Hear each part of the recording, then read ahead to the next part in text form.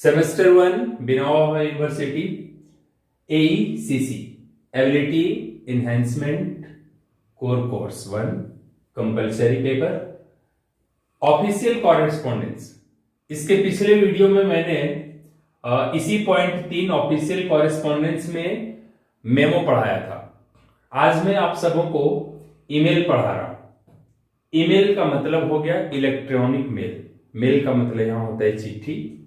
Electronic जो आज हम इलेक्ट्रॉनिक तरीके से भेजते हैं कंप्यूटर के जरिए या मोबाइल के जरिए, ये यंत्र के माध्यम से जो भेजते हैं वही इलेक्ट्रॉनिक मेल हो गया।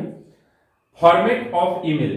अब हम आज चर्चा करेंगे कि आखिर फॉर्मेट ईमेल का होता कैसे। तो आज सबसे पहले मेल लिखने से पहले मैं फॉर्मेट पे चर्चा करूंगा। और फॉर्मेट में क्या है, सबसे पहले हम लिखेंगे यहां टू, उसके बाद कॉलन देंगे, रेसिपिएंट्स ईमेल आईडी यानी जिसको हम मेल लिख रहे हैं उसका मेल आईडी लिखेंगे।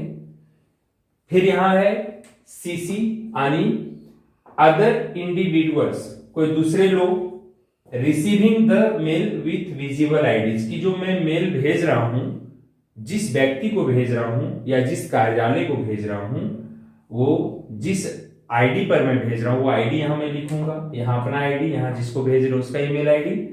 और ये ईमेल आईडी ऐसा होगा जो विजिबल होगा यानी दिखेगा। उसके बाद रहेगा बीसीसी। ये बीसीसी में हमको क्या लिखना है, अदर इंडिविजुअल्स। सीसी के अलावे अगर और किसी ऐसे व्यक्ति या किसी ऐसे फर्म को हम मेल भेजना चाहते हैं जिनको मेल तो मिल जाएगा और उनका आईडी हम लिखेंगे सेम मेल के लिए, लेकिन वो इनविजिबल रहेंगे, उनकी आईडी पब्लिकली कोई देख नहीं सकेगा, अदृश्य रहेगा उनका आईडी, यानी इनका बीसीसी में जो लिखेंगे उनका आईडी किसी को थर्ड पर्सन को नहीं दिखेगा, भेजने वाले को सिर्फ पता चलेगा। उसके बाद आता है सब्जेक्ट। अमूमन कोई भी चीज़ हम लोग लिखते हैं तो विषय देते हैं कि आखिर हमारा जो ये टॉपिक है हम किस विषय पे लिख रहे हैं आज। तो सबसे पहले किसी भी पत्र में, मेल में या जो मेमो होता है, अगर हमारा सब्जेक्ट होता है तो पता चल जाता है कि आखिर किस विषय को लेकर ये पत्र या लिखा जा रहा है या पत्राचार करने का कारण क्या है। तो टाइटल और the reason of writing mail, इसमें हमको वो टाइटल देना है, ये शीर्षक होना चाहिए कि ये मेल लिखने का क्या कारण है, मेल लिखने का कारण क्या है, पर्पस क्या है, उद्देश्य क्या है, ये चीज़ यहाँ दर्शाना है। उसके बाद सैल्यूटेशन। तो सैल्यूटेशन में हमारा जैसे अभिवादन में हमारा क्या होगा, वर्ड्स लाइक डियर, रिस्पेक्टेड, हाय जैसा है, डियर भी लिख सकते हैं, रिस्पेक्टेड भी लिख सकते हैं, अगर आप दोस्त को लिख रहे हैं तो हाय भी लिख सकते हैं। तो इस तरह से हम लिखेंगे।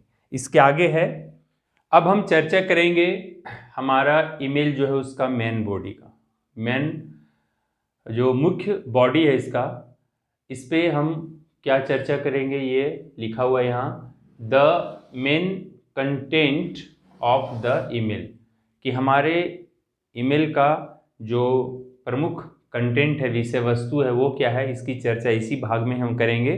और जब हम बॉडी लिखेंगे ईमेल का तो सबसे पहले इंट्रोडक्शन देंगे, परिचय देंगे थोड़ा सा कि किस बिंदु पे हम लिखना चाह रहे हैं या कौन है। उसके बाद हम चर्चा करेंगे मैटर इन डिटेल कि किस बात पे हम चर्चा करेंगे, आखिर लिखने का जो मुद्दा है वो क्या है। उसके बाद तीसरा है मेरा कंक्लूजन यानी निष्कर्ष, हम एक निष्कर्ष पर पहुंचेंगे, तो ये हमारा कंक्लूजन पार्ट रहेगा। उसके बाद ईमेल यहाँ हमारा लिखना, ये बॉडी खत्म हो जाएगा।